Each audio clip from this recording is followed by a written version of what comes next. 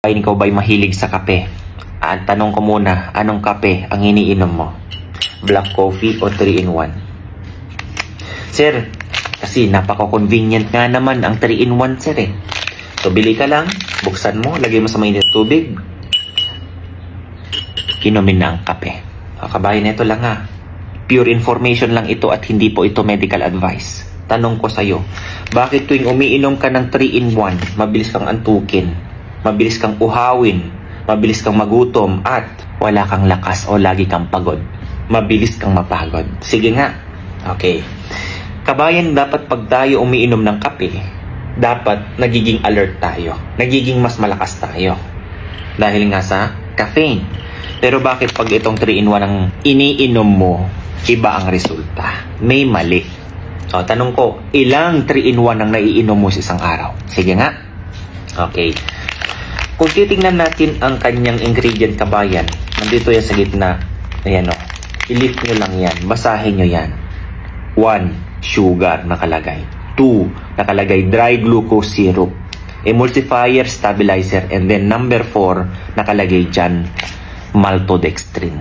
Yang tatlo na yan, kabayan, na nabanggit ko, sugar lahat yan. At yung pangatlo na nabanggit ko na maltodextrin, yan ay it is known to have a higher GI. Mas mataas ang glycemic index ng maltodextrin, kabayan, as compared to table sugar.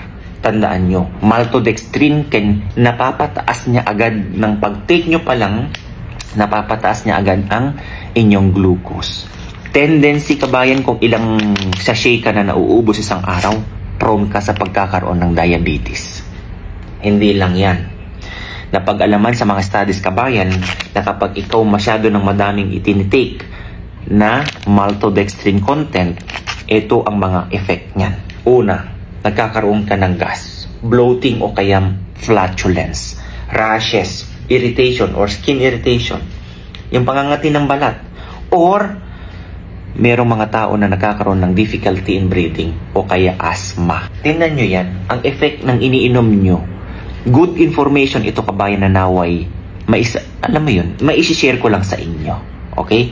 Mas the best pa rin ang black coffee. Hindi po ba?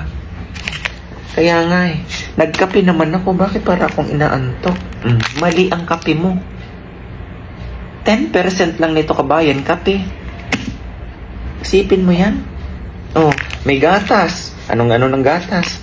Pampahimbing ng tulog. Sugar.